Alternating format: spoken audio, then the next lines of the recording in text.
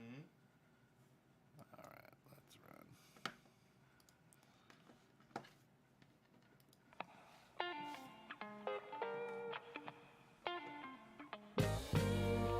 I read the news today, a two-bit expose of the same old story that I heard yesterday.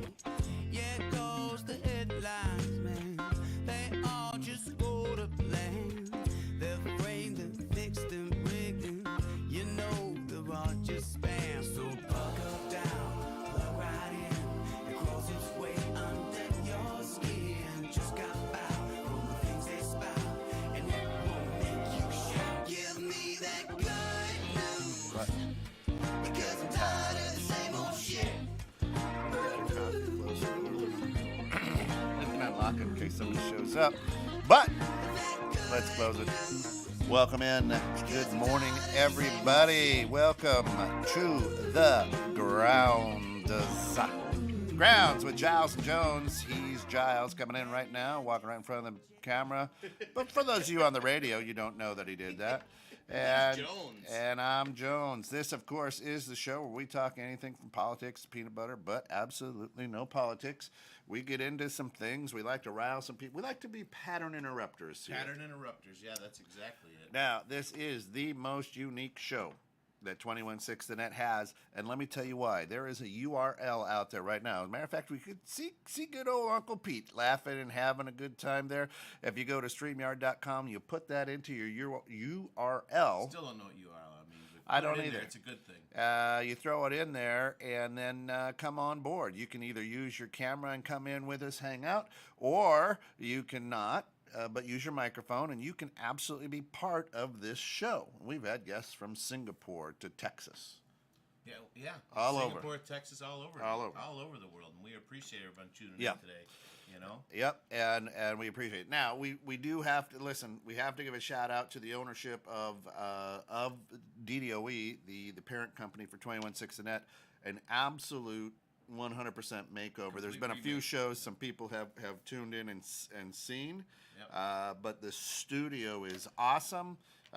We've got we could just take another look. Ken's not giving himself a little bit of props either because he did a beautiful job. Let's just take a look over there. We've got now kind of we can have live studio audiences down the way. We've got a nice little futon couchy type thing, some chairs to hang out in.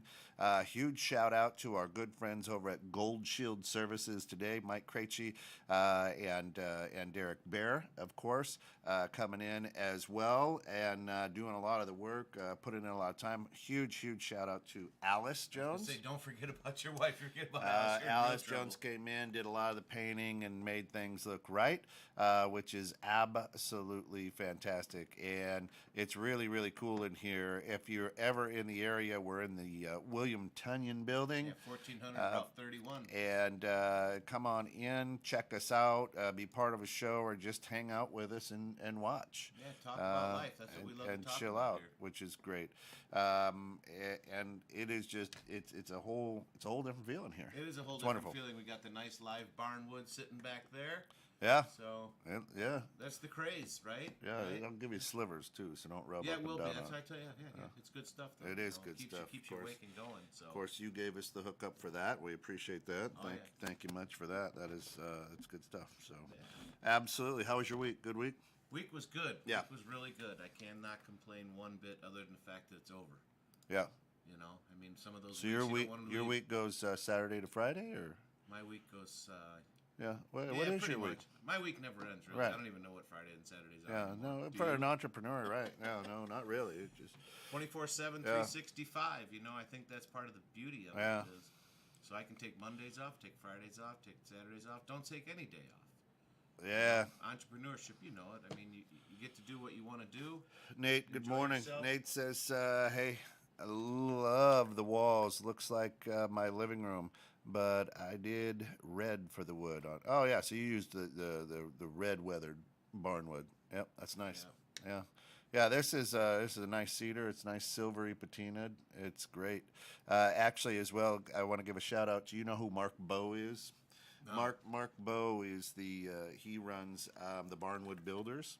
Okay. It's a like, show. I don't know him. It's a show out there, and a big fan, big follower of 21/6 the Net, and had a great conversation with him on IG yesterday, and told him I appreciate it and love his show and everything he does, and it's a little bit of the inspiration for the Barnwood. Yeah, this Barnwood, I found this hookup a couple of years ago, and we've done quite a few things with this Barnwood. It just completely changes the motif, the feeling, everything. I mean, now this is it. It was a surprise. I feel home. And it was a surprise to Mark. Thanks for tuning in. Thanks for following 21/6 and I didn't know. I didn't know it really, and he reached out to me. I'll show you the conversation. It's really pretty cool. That is cool. Yeah. Cool. So this is a guy that my Sunday routine is, I get up at 5 or 6 every day, right? If it's 6, I've slept in. That's my body clock. And so when it's quiet in the house, every Sunday morning I'll make a cup of coffee around 5:30 in the morning, and go down and I'll watch an episode or 2 of Barnwood Builders. That is my Sunday routine. That's your church, so to speak. Yeah, right? that's my church. That's my church. Hey, Keith, how are you, brother? Good morning, Keith. Of course, Keith, one of the staples for the Dream Home Experts, on tonight, live from Quiet Cool Studios. Keith, what are you guys going to be talking about tonight? They're on at 8 p.m. live right here, 21/6 the Net. You can follow them on TikTok, any social media, and YouTube. Like, follow, subscribe. They're great stuff. But the Dream Home Experts, big show here, 21/6 the Net. So Keith's a huge part of that. And if you want to know a guy who can sling some stuff around a griddle and a grill, that's Keith too. Very good. We need to have him to man camp. Oh, he is. He was there last year. Is he the one that brought the griddle? Yes. Okay, that's what we were talking about last night, about making sure we had a good griddle for this year. That's our guy. That's coming up quick. I can't wait. Good morning. Good morning, Don. Glad to have you with us. Texas is in the house. All right. Good morning, Don. Heard it through the grapevine. Yeah. That's it. So what are we talking about this week? I don't know. What's on your mind? Well, we were talking about what? Go ahead and lay it on for him. What does Keith say here? We are talking about indoor air quality with April Air, big sponsor. Great, these guys are great. So that's important. That's tonight. That's something a lot of people don't think about. You know, with the actual quality of their air inside their house. A lot of people just assume that it's going to be good. Yeah. You know. So a question that I'm going to ask, I'll ask you. A question I'll ask the audience. Why is it? It's 2022. We're halfway through, a little over halfway through 2022, and you've heard me say several times on this show and on other shows, words have meaning. Why is it that the definition of words, are being changed? Well, people are doing that to fit their what they feel it should mean to them, right? I mean, everyone's changing. They're adding new words all the time. I mean, give me an example of a word that you're talking about. Recession. It's changed. Recession's a recession, isn't it? Well, no. Does the meaning of a recession, has it changed? It means that our economy is slowing, and in an economical definition, recession means that there is 2 consecutive quarters of GDP loss. So it didn't grow. Downturn. Right. Not anymore. That is not the definition anymore. Well, what's the definition? It's a recovery. Yeah. It's a recovery. Right. And it's not just that. It's any word that people are people don't know, right? You and I were kids. We had vocabulary. Not just spelling, but we had vocabulary. What does this word mean? Right. Is it a noun? Is it an adjective? Remember that? Right. Noun, verb, adjective, right. Spell it properly. My youngest 2, one's even 20, one's 13, I don't think have vocabulary. They haven't brought home vocabulary words. They don't even do spelling tests anymore. Right. Well, so, I mean, not that I really want to get on schools today, but I don't think schools are actually educating our kids anymore. Our kids are learning at school, like learning how to take tests, learning how to get by. We're not educating them so they can teach themselves. Thoughts on that one? Say that again. So our schools are not educating our children anymore, in my opinion. I feel that our kids are learning at school, meaning learning how to take a test, learning how to get by, learning what the system wants them to do. We're not educating them on the basics so they can teach themselves. So you're saying, as our good friend Shayna would say, and longtime listener, that they're being indoctrinated. They're not being taught. Absolutely. Absolutely. Right. Yeah. Nate Well, says because of spell check, we don't need to have spelling or vocabulary anymore. But spell check, is a great thing. But your mind needs that type of thought process. If in my mind, in my opinion, right? When you did that, your brain has to function and has to come up with those answers and figure these things out. These days, you don't have to think for yourself or figure anything out because you just go to your phone or your computer, right? And it'll tell you for you. So where's the individuality? Where's your brain actually thinking on that one? Well, actually, the way that you and I were taught was a lot of memorization. A ton of memorization. Right. Yeah. Don says, might be doing a bit more teaching what to think versus how to think. Yeah, what to think, not how to think. I would go with that one. That's a good one, Don. I appreciate that. Give me an example, Don. I might challenge you on that because here's why I will challenge you on that. We had to memorize the times table. Yeah, I was going to bring Okay. that one. Not only did we have to memorize the times table, we had to do what? Finish the page inside of a minute. It was always timed. Remember? It was like, all right, go. Yeah, I guess it was. Do you remember that? They didn't tell you why 5 times 6 was 30. It's just 5 and 6 is 30. Memorize that. Okay? So we were told what to think, not how to think. Now, there's a big pushback against Common Core math right now. I'll stay in the math situation. And there's a big outroar from parents that they don't, this is garbage. And actually, it's not. It's actually been used for years over in Japan, and it gets you to think critically and dissect it, not just memorize. Okay, so it actually now I would think in some areas they are teaching you how to think, how to look at things, and how to tear it apart differently. Why did we have algebra, Don? I'll even ask you. You're in the buildings trade. How much do you use algebra every day? The answer might be absolutely Right now, this point in my life, I use zero algebra. None. Right? But But it did teach me how to think. correct. Right?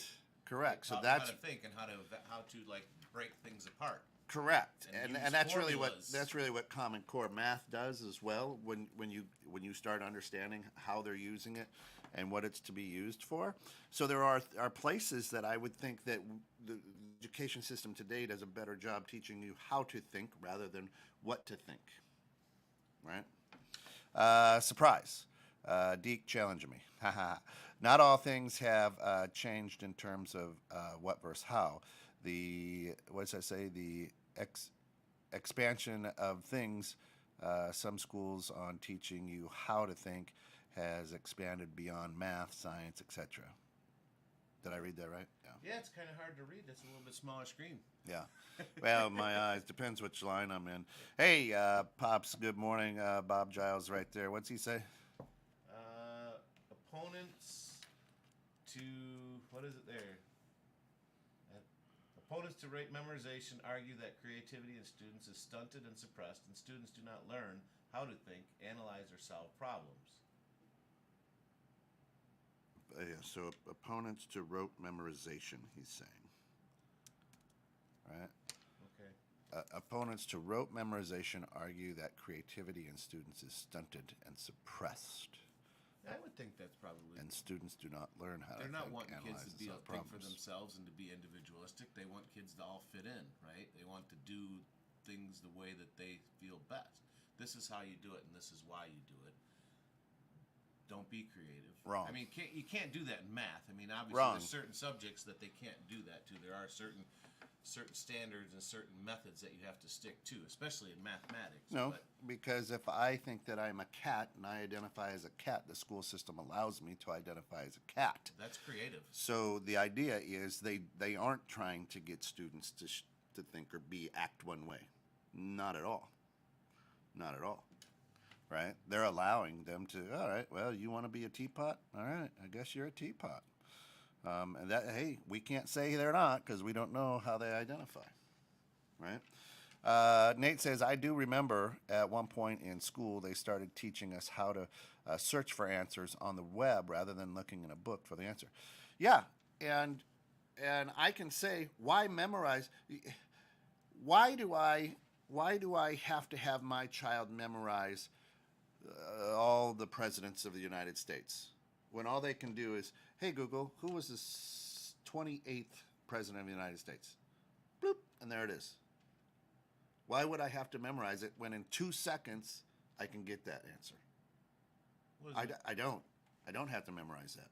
You don't have to memorize it, but it's also part of a way for your brain to start learning how to function in certain respects, because our brains are becoming lazier because we do have these electronic devices in front of us. We're not having to think for ourselves. And in the creative spot, you can look at, you look at TikTok. And What do you mean think for yourself when I'm so you set down a list of men who were the president of the United States and you made me memorize those. Well, right. Okay. Okay. Or you gave me a list of state capitals and you made me memorize I was really those. good at those. Why And do you we know need what? to know those? Did I question you on that? No, I just memorized it because you said. There was no thinking involved there. And then, hey, let's create a song for it. So They have a song for how that? how was that expanding your mind muscle when I can go, hey, what's the capital of Alaska? Boop, there it is. Anchorage, I think. I don't know. Well, you're making, Juneau? I don't know. I don't even know what it is. You're making, synaptic connections really when you're doing that to relate and remember what these states and capitals are. What validity that has in your life, really none. I mean, am I going to be good, better, best memorizing more states and capitals than other people out there? No, you're not, for sure. But it's I don't know why they started doing it, to be honest with you, but it's one of those things that you just accept it as a child. Oh, I got to remember this. I got to learn this. Okay. You do that, you remember it, and then you get graded on it. But what's it going to do for you later down in life? Probably zero, right? I mean, memorization is memorization. It's something that you will, remember the rest of your life, but is it going to move you forward? What's it going to do to your brain? I mean, when you're memorizing things, I don't know. What does memorizing things and putting them in your head do for your brain? Does it enrich your brain? Does it make a couple connections that will be there for the rest of your life? I don't know. Bob, thanks. Hopefully that's better. I appreciate that. I don't have my headphones on, so he What'd said he your say? mic was too soft, so I just adjusted. Oh, that's just me. I'm just half asleep. Thank you. So hopefully- throughout life, you're going to dig into and research and study things that interest you. You will find a way to circumvent or get by on the things that don't. So I believe that our mind does that. So it's not that it's not that we're creating lazy minds. I think we're allowing them to do it differently, and we've learned more than we did back in the 70s, 60s. Well, we have 80s. access to way more Right. information and much quicker these days as well. So Don asked, Scott, would you say memorization has helped you in your business? That's a good question. He can't remember. I can't remember. I'm trying to think what I do on a daily basis, what I remember, or what memorization techniques or things I memorized back in the day would help me. So times tables, somewhat, right? When it comes to I'm ordering a pallet.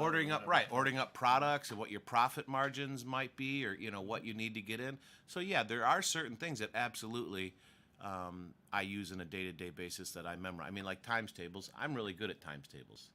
Yeah. For whatever reason, How about percentages? You quick with percentages? I'm okay with it. I just think Kohl's always has it right up on there. Yeah, right up on there. If it's an even, if it's 10%, if it's an even number, I'm really good at it. But but I mean, I'm really good at add, subtract, multiply.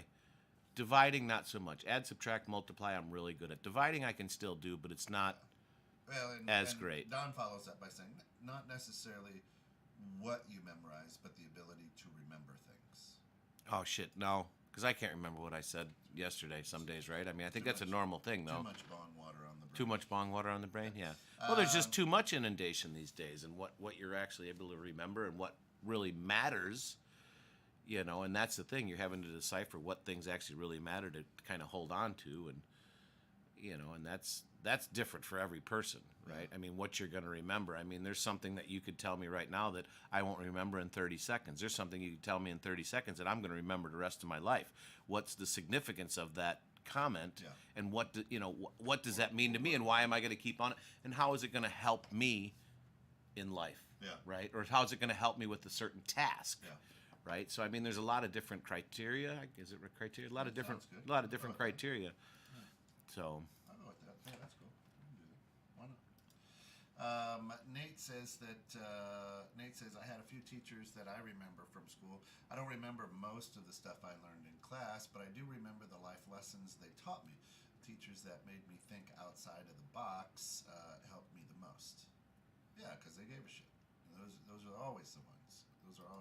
Yeah, I kind of agree with him. I don't remember a whole lot, but for me, it was because I didn't realize that I had ADHD so bad that I wasn't learning. I was literally just trying to get by.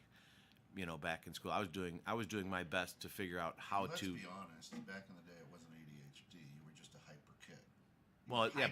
Hyper. Yeah, I mean that's something. Hyper. I was hyper. Right. Well, I couldn't focus. Right. I couldn't focus, so I got in trouble. I got in trouble a lot for that, and so, you'd get in trouble. So they'd be like, all right, well, why am I going to focus? Why am I going to pay attention? I agree with Shana. She says it's hard to remember things unless they apply to your life somehow. Absolutely. I mean, why remember something? I mean, why you've only got so much space in your brain. I remember a lot of my teachers, probably just because I pissed them off a lot. I remember all my teachers. Oh, I pissed them off completely. I mean, but I remember all my teachers. But some of the lessons that we were taught, I don't have any clue. I think it's what you connect with. That's why I say I think we like to learn, study, dig deep onto things that interest us. Right. Well, everybody learns differently too, though. I've got a couple of kids that love math, and can rattle off. I love math. It was just one of those things. I hated to read as a kid. I've got a couple kids who love to read. I think you dig deep and you go to what fascinates you and you go there. Otherwise, just like anything else in life, you figure out a way to get by. Well, that's the thing, right? You have to figure out what works for you and a way to get by, and that's for me. I mean, well, there's so many different. That's so true, Shana. What'd she say? She's like, I remember being told that you won't always have a calculator available. Put that away. You can't use it on a test. You're not going to have a calculator all the time. Oh my gosh. Well, these days now, it's you got a calculator. Yeah, now they teach you. Here's how you graph on a calculator. Here's right. What you do, right. Well, and the important thing for me is that I don't know if a lot of people think about this or realize it. Is everybody learns a little bit differently. For me, I'm a visual learner, or on hands-on learner. Yeah. Back in school, for me, reading a book or trying to comprehend that just would not happen, and it was very dejecting for me because I would read something and 30 seconds later I had no idea what I read. I'd read the same line over and over and over again, but if I did it physically, I would remember it. I'm like an infant learner. I gotta pick things up and put it in my mouth. Taste it. That's a rock. That's a rock. That's a geode. That's a geode. That's about 2 million years old, right? You know, it's just what I do. I you know, that's how I figure things out. Right. It's like, hey, that's your phone. Right. But everyone is a little bit different, and unfortunately, in our society today, that everything has to be standardized to be fair to the masses. Would you agree with that? Right? They're having to, you know, one lump sum to encompass everybody, instead of having kids that, you know, you can separate them, and these kids learn a little bit differently than those kids. You know, I mean, what back in the left behind. nobody left behind. Yeah, Oh, when we were kids. You had the talented kids, you had the average kids, and the below average. and then kids. us, right? That's Yeah, right. you and me sitting in the other room. But And you're like- below average. oh, Guess yeah. what? You're going to go to shop class. You're going to go to shop class. Great. But I mean, they used to have, back in the days, they used to have, you know, 2nd and 3rd grade together, 5th and 6th graders together, so that you could learn from somebody older and or younger, Yeah. right? Remember reading? There was always different reading groups, and Yeah. sometimes you had that smart kid who would go up to like the 6th grade when you were in 3rd to read. Right. You were just 'Cause they were amazed so by that. advanced. You were amazed by that kid, like, wow. And that kid these days works at freaking Walmart because he can read the tags really well. He can read tags, You know, that's it. and that's the thing. You know, it's just because someone is a slow learner or a different learner, has a different Yeah. process of learning, they get categorized, and that's horrible, because you can't do that to kids, and that's you know, you're putting them in this little box. Yeah. Right, and that's wrong, because now this kid feels that I'm in this box, I can't get out of this box because this is what my teacher told me, Yeah. and that's for me. Your That's what. parents told you, that's Well, what- but for me, like, that's what's actually pushed me even harder in my life, is because I was put in this little box and said, you're never going to go anywhere, and you can't learn. You're not smart. You know, you're going to be a ditch digger, basically, is what I was kind of told most of my life. Well, I broke out of that box because of so many people pushing me. Now he just Right. digs holes. Yeah, now I He's just dig- graduated from ditches. I just dig holes and patch drywall. But you know what I mean? It's everything seems to these days has to be lumped into a nice little category, right? It has to be warm, fuzzy, and this is the way it goes. There's no altering from that spot. But in the big picture thing, everybody is a little bit different and can't be, you know, shoved into this one little area. You have to allow See- for them to grow and to have. See, but you misunderstood what they were saying about ditch digger. A ditch is to move water off of roads and by way of roadside, right? That's what a ditch is for, is to keep areas clean and move water. things along, right. Move things along. That's what you do in businesses. You have made an incredible life at buying a business that had too much water on it, that has been stalled, and you've dug a ditch to create a successful, thriving business. So you've been a ditch digger your whole life. You just thought you were going to be alongside the road in a yellow vest throwing mud. And the case is, they were absolutely right, because you dig ditches all the time in your life. And you take things that you never go in and go, hey, look at this shiny new thing, let me sit in it. You're like, hey, you know what? I see what this can be. Let's I get have the water- vision. Let's Yeah, I get have the the water vision. moving, Yep. Yeah. so that we can really make it shine. Right. Well, So you are a ditch digger. I'm a ditch digger. I'm a changer. You know what I Yeah. mean? I like to look at things and see Absolutely. what it can be, Yeah. and that, you know, I guess I could thank my teachers for that one, because they pushed me to that point where they're saying I can be that, you can't be this. Well, no, then I'm going to be that, because you're telling me I can't. Yeah, tell me. Right. Right. Yeah. Nate says, I remember most of the scenes and quotes from the movie Talladega Nights. It's weird what you remember and what you don't. Oh, that's true. Hey, listen, the only thing I know is every time that Will Ferrell says it, I get money in my account, because I wake up and piss excellence. Yeah, it's a trademark of Ricky Bobby Inc. We are number one. We are number If you ain't first, you're last, right? That's right. Yeah. Why do you? So that's the thing. That's what's interesting. So Yeah. why do we remember things that are so silly as that, but we can't remember? Let's just say what, you know, your boss told you yesterday about, you know, making sure that mortgage goes through, you know, by the end of the week, and what you have to do. But you'll remember that Ricky Bobby pisses Right. excellence, right? Yeah. Memorization. Yeah. Does that help you? Remembering what's important, what's not important. Why does it hit? What part of the brain does it go to remember it? Yeah. Shayna says, I remember staying inside for recess, writing in cursive over and over and over for talking. That's right. I will not interrupt class. I will not interrupt class. I will not interrupt. Oh, you were a pattern interrupter, huh, Shayna? That's it. And she says, high school should be 1 year and then a more tailored vocational experience with mentorship. My world is so much better than this one. Ditch diggers are hot. Hey, Hey, wow. Hey. And you know what? If Gary was on from Singapore, that's what they did. They don't have high school. I forget what he called it, but that is exactly what they do. They kind of take the gen eds and then they focus on a specific area with mentorship. And then go into university from there. So Well, there high are schools, there are schools, there are I guess countries out there that their education system is like that. Well, high school should definitely be gearing a little bit more specialized, right? Where you can figure out what a kid is, how a kid is learning, right? Yeah. And where you think that their mentality is going to take them and help steer them. Instead, saying, here, you need to learn how to take this test, you need to pass this, and then we're going to, if you do good here, we're going to allow you to go to college and spend a ton of money to basically be indoctrinated. Don't get me started on college. Oh my God. Well, you're the one that brought up education today, sir. Nate Meadows says, if I had $1 for every person that said you wouldn't make it, I wouldn't be driving to work every morning. So wait, you would be broke or really rich? No, he'd be really. I think he'd be really rich. I mean, or you'd be walking to work? I don't. Probably everybody very rich. Everybody has told you that you'll make it. Bob says, Kent, did you go to public or parochial school? Just curious. Absolutely 100% public. Kent was an Iowa boy, a farm boy through and through. Yep. He was one of those kids running around with bare feet, catching the mice, right? Overalls. Right? Overalls, Tell me about the bunnies, George. Yeah. Tell me. Where's Dad? He's on the tractor. He'll be back soon, and I'll son. pet it and love it. Right. Hold it and squeeze. Yeah. There's another thing that we learned. A lot of what I learned though was from Looney Tunes. Yeah. There's a lot of good. I think the majority. You should never drop an anvil. Right. Somebody said you'll flatten them. Yeah. But I mean, for me, honestly, the majority of what I've learned in life has been from life experience, not from school. Yeah. I feel like I didn't learn shit from school. Like we talked quite a bit.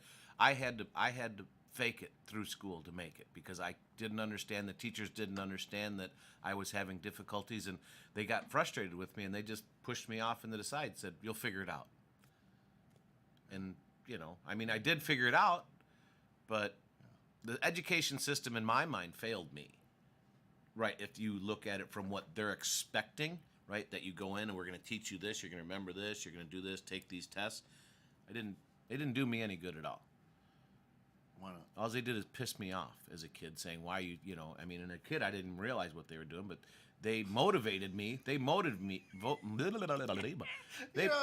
easy to say while you're sitting here, in your 50s, looking back. I'm not 50. Because you're the wisdom of what you've learned. When you were a hell-raising kid, jumping bikes and setting yourself on fire with your tough skins, you were the one who was like, why do I even need to be here? Fuck you. They didn't let you down. They were happy to get you the hell out. Oh yeah, they wanted to. Yeah, no, there's no doubt about that. They wanted to push me through. They definitely wanted to push me through. His name was Mr. Moore, and he goes, Jones, you're gonna shape up, or I'm gonna flunk you. This was my senior year in high school. We're gonna flunk you, and you're gonna be back here next year. And I took a deep breath, and I looked right at him, and I go, and I'll make sure that I'm in your class again. Is that something that you want? I got a C+ in the class. Because you stood up for what you believed and what you knew, right? No, I just knew he didn't want me back. Right. Well, you knew, so you stood up. You're like, all right, well, you're challenging me, and that's kind of what schools should be. They should be challenging you, right? You should be challenged in school to do things, to become better, to better yourself, to figure out who you are, right? I don't think I don't, but once again, you have a 13-year-old now still in school. And so you're a little bit more closer to the thing. I don't know if I don't feel from what I hear and what I see, I don't feel they're challenging our kids anymore. I feel like they're just hurting them like sheep and pushing them through. They challenge the kids. I mean, it all depends on the school district and what they have there. And it'll be interesting. She'll be in a new school district this year. I know what the old school district held and what they did, and I don't. They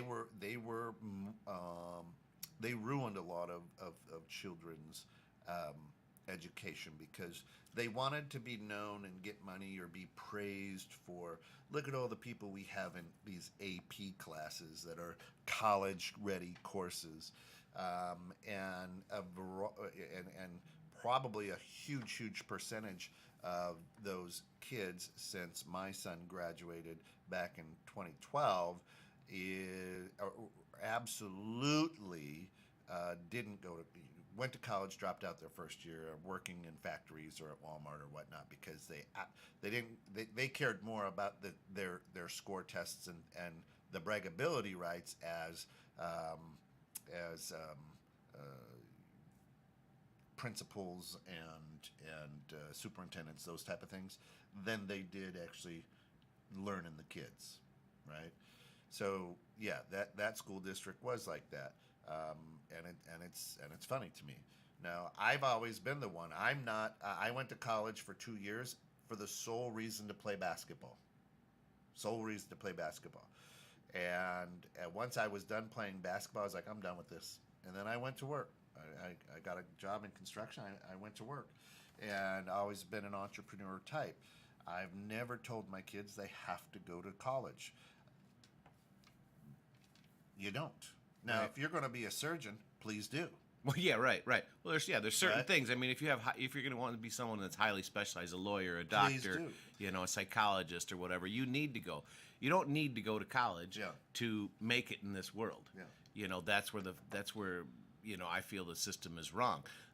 The thing that I just have talked with my kids is, hey, you have the opportunity to go to college to expand your knowledge, and you want to go, let's go, because that's something nobody can ever take from you as your education, right? Yeah.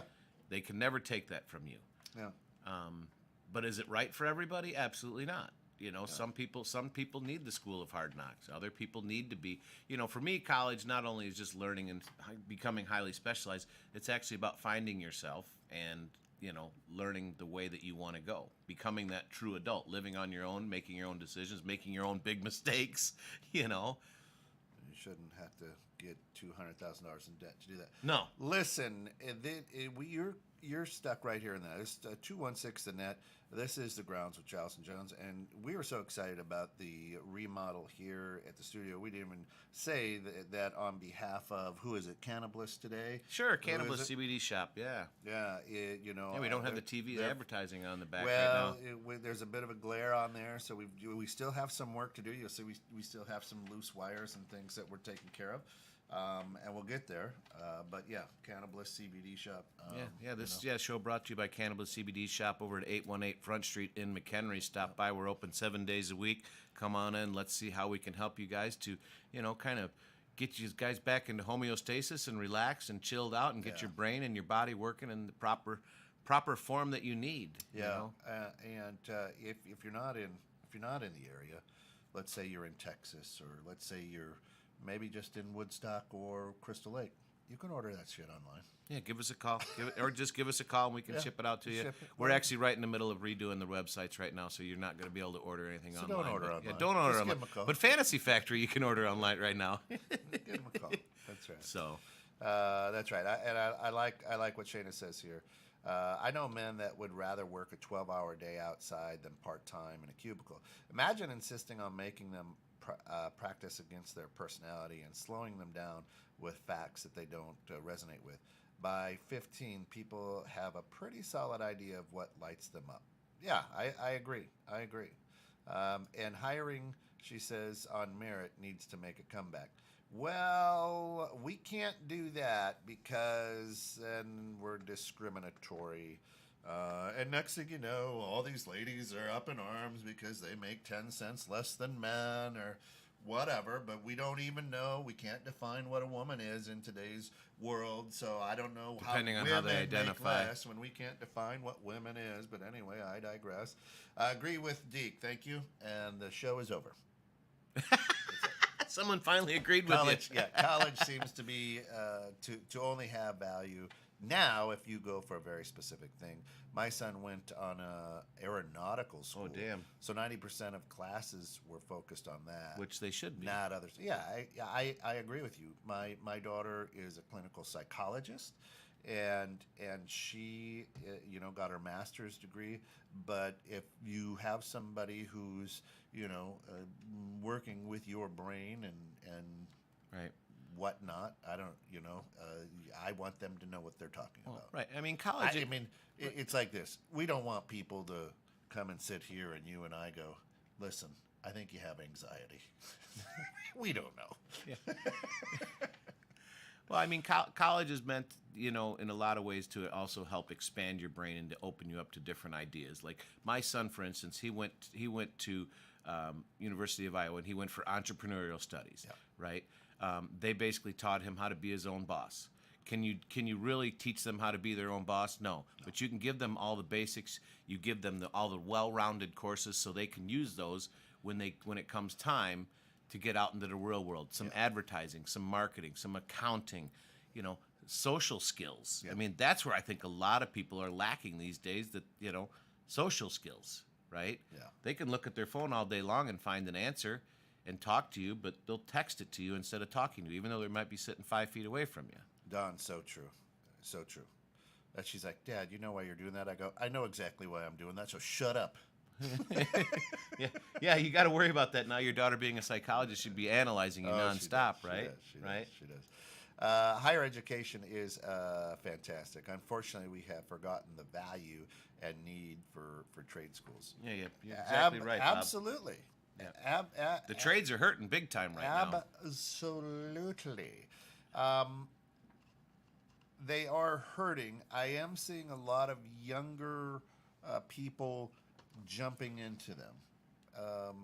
People who didn't necessarily get into that sort of thing in high school, but now they're in their mid-20s going, wait a minute, if I'm a plumber, I can make just as much as a surgeon. Right. And have a lot less liability and headache, right? And without a lot of debt. Well, and that's what they've been pushing for a long time, that, hey, you need to go to college to be somebody. Yeah. You need to go to school, and that's bullshit. Yeah. It depends on what your desires and your aspirations are, where you need to go, because the trades are a wonderful thing. I mean, for all intents and purposes, I'm a tradesman, right? I mean, I do home inspections for a living. I buy and sell houses. I rehab houses. The businesses that we own, I'm a tradesman. I go into those businesses and I completely rehab them, remodel them, start them from scratch, essentially, with our twist or our flair in like it. flipping cars. Right. I don't do that. I like old cars, but I don't flip cars. Well, no, you're a much better driver than that. You keep them on shiny side down. Yeah, as shiny we say. shiny side down. But you know what I mean? No, Oh, you got to zap me. You got to zap me. We got to start that. We got to. Yeah. I've been good. We're gonna. that. Yeah, I know you have. You've been really good with that one. Nate says, I never went to college, and I was told I'll never make it without college under my belt. I have been doing fine until recently. Most companies won't even look at you unless you have a degree. They don't even care if the degree fits the work field. They just want to know college on the resume. Well, so the one thing that I will say with that, right, Nate, is so if you have a college degree, generalized, not specialized, obviously, what that tells a lot of employers is that you have the knowledge, you know how to learn, right? You can figure things out. And that is key in this world today. Being able to find the answer, okay? Back in the day, it was a lot harder for us to find the answer. If you needed to find a book, you'd have to go to the card catalog, flip through it, right? Catalog, yeah. You'd spend an hour trying to find that little, 3x5 card that tells you where this book is located. The Dewey Decimal System, right? To try to find that book. Then you'd have to read that book and pull all that knowledge together and pull it out. Now you just, as you say, hey, Google, and it tells you everything. But so you're learning. School is teaching you how to learn or how to find things out. We're losing that these days because, in some respects, technology is a wonderful thing in some respects. Other respects, it's absolutely horrible. But school is there to teach you how to learn, how to figure things out. And that's huge these days because a lot of kids don't even know how to figure things out. They're clueless. Oh, if my phone doesn't tell me what to do or how to do it, So they don't do it. Can we talk about the secondary gain for the parents that use their kids' college placement as some type of status signaling? Scott's done it all the time. University of Iowa, go Hawks. Never knew what. Hey, wow, hold on. Never knew at the University of Iowa. We're gonna go on a break here so I can kick Kent really hard. But no, she is right to a certain point there, right? So I mean, I am very proud of the fact that my son did go to University of Iowa and he did very well. So when people ask, hey, where'd he go? University of Iowa. I went to, I don't want to say a no-name college. I went to Columbia, but it did, but it's not. Oh yeah, no. Columbia. But it was just one of those things. It's you always want your kids to do better than you, right? So my son, he got himself into a very prestigious college. He did very well in college. The Big Ten is a prestigious college. Yeah, it's part of it. I feel it is. I would have loved to have gone there. I didn't have the grades for it. Yeah. Well, my money. Well, luckily I figured out that little loophole too, so it didn't cost us an arm or leg to get him educated over there. Right. But a lot of people do that. Hey, my son goes to Purdue. Or my daughter goes to Purdue, and they could be somebody well, like you didn't go to college. My daughter's a clinical psychologist now. Hey, she went to XX, right? Yeah, but that also she went to MCC, right? But what does that say about you as a parent, right? That says to you as a parent that you did what a parent should do. You gave your kids the desire and the drive to want to push and to become better, and then they push themselves to go to this college, right? I think I gave my kids the ability to dream and gave them. Is I've always been chasing my dreams to chase after their dreams, and don't stop and don't be satisfied. But I've never told my kids you got to go to college. Don't stop and don't be satisfied. Never. That's what's wrong with the world. You need to be satisfied. You need to stop and smell the roses. Nope. That you can stop and smell the roses doesn't mean that you're satisfied. But don't you think that's part of the problem in the world today? That Never. Nobody's satisfied with what they have?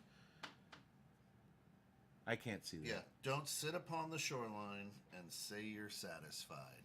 Choose to chance the rapids. Dare to dance the tides. Period. Done. You should never, ever So what you're saying is never sit down, never relax and enjoy what you have? Be satisfied with what you have? That's what I said. You should never be satisfied. Once you're satisfied, you're dead. Tell me what you're satisfied with. Nothing. That's why you keep grinding and pushing and doing. Wow. All right, people, we'll be back in 5 minutes. Right. Right. No, I hear what you're saying. You can enjoy what you have, but you're never satisfied because that means you're not done. And take a look at Michael Jordan. Take a look at any athlete. Take a look at Kobe Bryant. Whatever. I'm a basketball guy. Take a look at Tiger Woods. Any champion. Take a look at Muhammad Ali. Take a look at any musician who keeps writing and pushing and changing. Anybody who's passionate about anything enjoys what they have, but once you're satisfied, you're dead. You're done. So they become complacent, basically, is what you're saying? Yeah, and Bob says the cost of college education has gotten totally out of hand, resulting in a lifetime of debt. And Shayna, you're right. Creepy is how school debt is outside the bankruptcy protections. Go figure.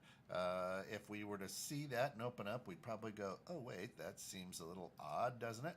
Right. Scott, my psychologist daughter went to Iowa also. But the only Hawks are the Jayhawks. Ooh, the Kansas. Yes. Well, I mean, what you're saying about, or we kind of went back, going back to the whole thing as far as parents saying, their kid went to school here. For me, it's a pride thing, right? My son was absolutely able to do that because you say I'm not satisfied. I wasn't going to be satisfied, or a lot of parents aren't satisfied unless they can say their kid went to college. Because when I was growing up, blue collar was, oh, you're blue collar, you're a piece of shit, basically, right? We're blue collar. Some of my best friends are blue collars, right? It doesn't make them good, bad, or indifferent. Makes them just, that's what they chose, right? That's what they want to do. And, say my kid went to the school makes a parent feel good because they pushed past, what majority of the population is going to do, right? I mean, it's I kind of lost my train of thought on that one, but do you know what I'm saying? Do you understand what I mean? You go ahead and you got to punch me for that one because I said it again. Shane is with you. Team Scott all the way on benefits of being content. Yeah, well, being content and satisfied. So I mean, you're actually right. No, so now you're actually making me rethink about it. Right. Words do have meanings. Unfortunately, we're changing them, right? But I mean, I am satisfied with the things I do, but I want more. So does that mean I'm not satisfied? I'm satisfied with the businesses that I've built. Yes, I want them to be better. I want them to do more. But I'm satisfied. But I'm looking to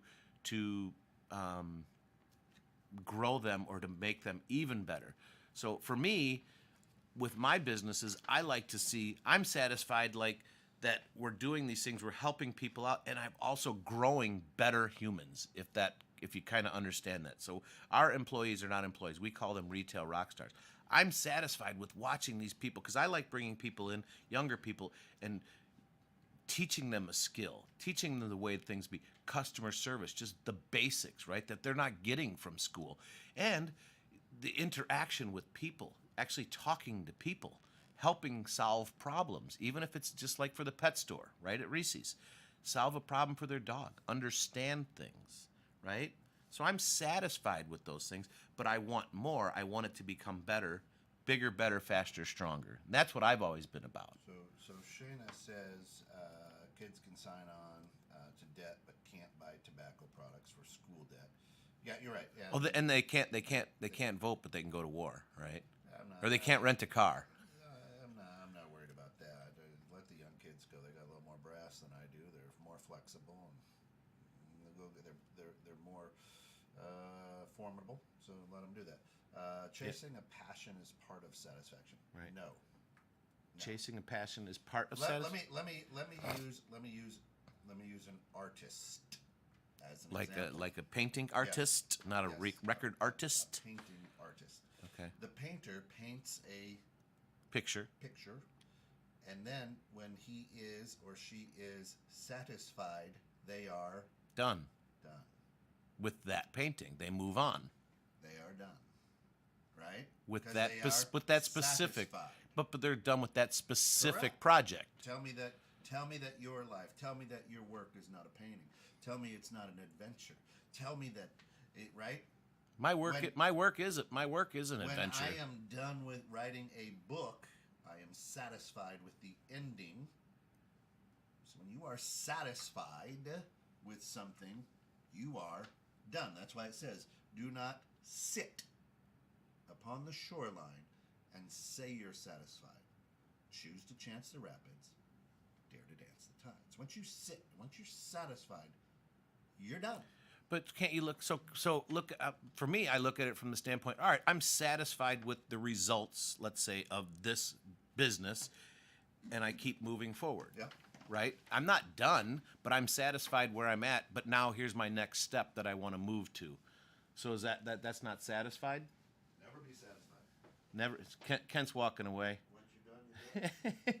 Well, so Nate says, I have worked with people that have had college degrees and have been in the field I'm in longer than me, yet I still outwork them and have a better general knowledge of what's going on. I don't. When you get into your job and your profession, the college degree generally will get you into that, Yeah. if you will. It's what you decide to do with what you have in front of you to advance yourself, right? I mean, I could go to college and Kent doesn't. We have the same job and he could excel way past me because he's more, let's just say, more passionate with it. Check. There we go. Hopefully Right. that's better. Oh, your mic round out too. Yeah. Well, I got a bad soundboard. We've got a new soundboard that'll be coming in. Just trying to work it out right now with a bad soundboard. Right. It doesn't matter. It doesn't matter your background. It's what you take with what you have in front of you at this point, right? So Yeah. once you're in a job, having a college degree is not going to make you smarter or make you do things better. And Nate says you shouldn't need a college degree to show you that you can learn. Quality conversation doesn't cost as much as a college degree. Usually, during an interview, you can tell how they pick up on things or if they actually know what they are talking about. So in other words, they can't Yeah. BS their way through it. Yeah. Well, a wise old man once told me when I was young, says you've got two choices in life. You can work now and play later, or you can play now and work later. And those are the That's a good one. Those are the two truths right Right. there. You can when you're in your teens, in your early 20s, and maybe even your 20s, you can work or you can play. Right. And if you choose to play in your 20s, you're going to be working well into your 60s and 70s. Right. However, if you choose to work in your 20s, you could be playing in your 40s. Right. Well, there's another saying that I live by. Do what is hard and your life will become easy. Do what is easy and your life will become hard. So, I mean, you have a choice every day what you're going to do, right? And if you're choosing the easy route, So you're saying that tonight, when I win the Mega Millions, the $1.2 billion, oh, is that up again? Okay. right? And you're saying, because I took the easy way out, when I have $1.2 billion to my name, that my life's going to become hard. Because it was easy. Your life will become hard. It was if easy you to win, buy the winning ticket. If you win $1.2 billion, I guarantee your life will become hard. Your life will become overnight. You will just be inundated with people wanting, needing, bugging. I wouldn't want that money, honestly. I would not want to win that. I would not want to win that. I don't understand why that's hard.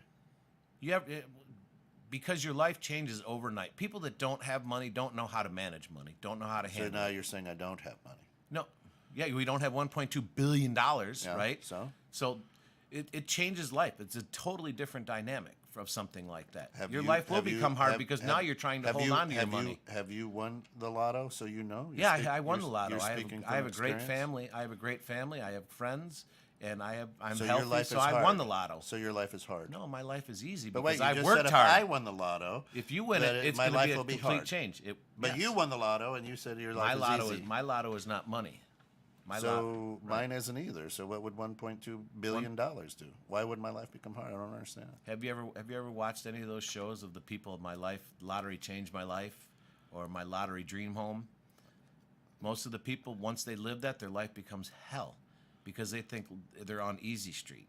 That money's going to solve all their problems. That it's going to make things better. So It doesn't. So that means everybody who wins is that way.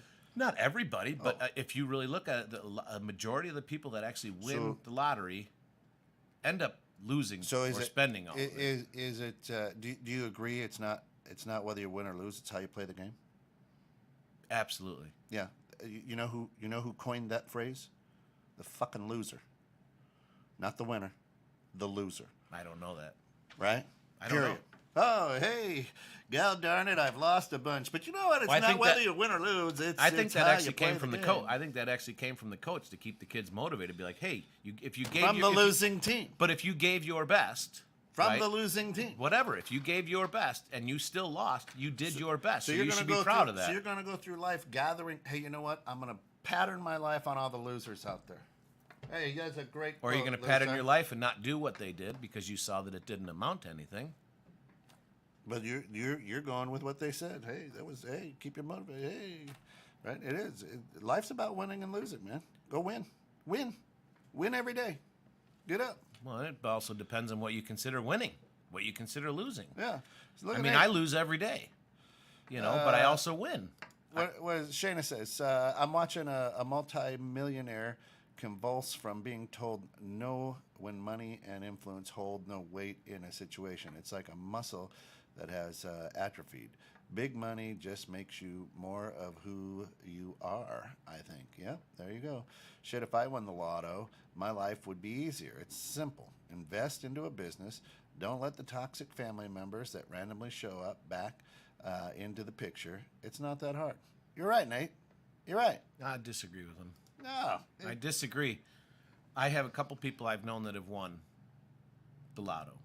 Okay. One that already had money and it hasn't changed him. It just enhanced his portfolio. The other ones, their life went to shit. They spent it all. They thought they had greatness. They thought money was the answer to everything. Family fell apart because it all became about. So became about the do re mi. You base someone else's reality on someone else's experience. So you're saying, Kent, Well- I love you, brother.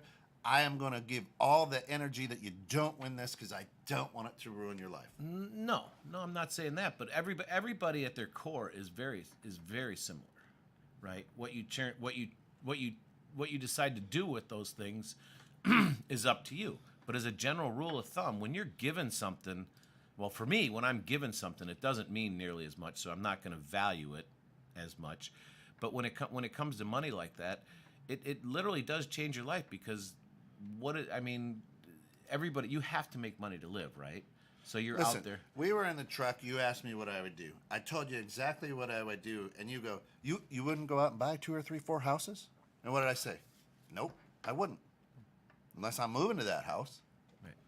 Right? Right. So you were shocked, like, wait a minute, you wouldn't go? Nope, I told you exactly what I would do. Yeah, and I loved your Right? answer. And that's as easy. That my life wouldn't change. You know how many friends I have? Not a lot. I know a lot of people. Now, the other thing is... Well, you'd find out if you won the lottery how many friends you think you had. And that's okay. And I would be like, you know what? Here's what I want you to do. Why don't you come on my radio station? Sit with Scott and I for a grounds, and you sell me or tell me why I need to give you money. Right. We'll do it right here live. That doesn't change my life. But it would definitely be interesting to Doesn't listen change to my him. life.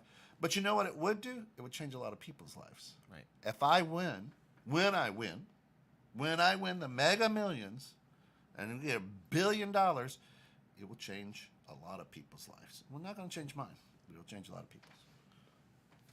Right? And that's It's going to and that's change. the It's truth. going to change your life because you're going to be able to do things that you couldn't do before. You're going to be able to help out. You know, like you said, if you win, when you win, yeah. you're gonna pay off your friends' debts or your kids' debts, and then they get not another dime. I would not pay it off. I would purchase their debt. You would purchase their debt. I would not pay off their debt. I would purchase You it. purchase their debt, Yeah. but then after that, they get nothing, Correct. right? No, I didn't say that. I said don't ask for anything. Oh, don't ask for it. Don't But ask me how for is another that? dime. How is that not changing your life? What do you mean? By having all that money, that's going to change your life because the dynamic of your life and your relationships, unfortunately, you have no control of, is going to change. People are going to look at you differently. The big change is I wouldn't show up at the bank. That would be the big change in my life. I wouldn't show up at the bank. But unfortunately, people, your life is going to change because the people coming into your life, the things that are going to do, the things that you're going to be able to do, are totally different when you have that type of money. Give me an example. I can do it already. Well, you're saying you're going to pay off or buy people's debt. Okay, I could do that. I could do that today. You could do that today. I could do that today. You want to take care of me? I didn't say that. But things are going to change. Relationships are going to change because if you pay off my debt or buy my debt, right? Yeah, purchase your debt. You're going to purchase my debt. Yeah. Okay. What does that do for you by purchasing my debt? Why are you going to do that? Because it makes me feel good So that you and your family don't have to worry. okay. Does it make you? It makes you feel good now? I mean, What's that? well, so if you're going to feel good, you don't feel good now. Just Knowing that talking your to me, helping me. knowing that as it is today, knowing that your family doesn't have to worry about anything, yeah, that does make me feel good, whether I got the money to do it or not, right? So yeah, that doesn't change me. We can agree to disagree on that one. When you win the money, you will see. Money does change people. Money is the root of all evil. We need it to live, but it does change people, especially in amounts like that. Like, holy crap! First of all, it is not the root of all evil. What is one of the biggest things that people The argue root about and have the root problems of all with? evil is the absence of God. That's the root of all evil, right? Whoever your God is, whatever you believe in. I was going to say, that I is don't know if the the root absence of of all God. evil How about is the the absence absence of of like God. spirituality and The absence of God. That is the root of all evil. Money has nothing to do with it. You want to know who said money is the root of all evil? Poor people. I was going to say poor people, the people that lose. People who are jealous. People, right? The love of money is the root of all evil. No, it's not. Again, no, it's not. It's not money. It's not the love of money.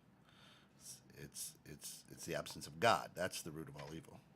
Where God is not, that's where evil is, right? So people can love money. It's when you idolize it. When God's not there. When it takes Well, place that's of a God. that's a When it different takes the place of idolizing money versus loving money is a totally God. different story. So how much money do you give a family? What amount will they think is fair? I have no. I don't have an answer to that. Tell me, a family, I guess, give me a situation. Because right now, as I sit and what we stand for here at DDOE is,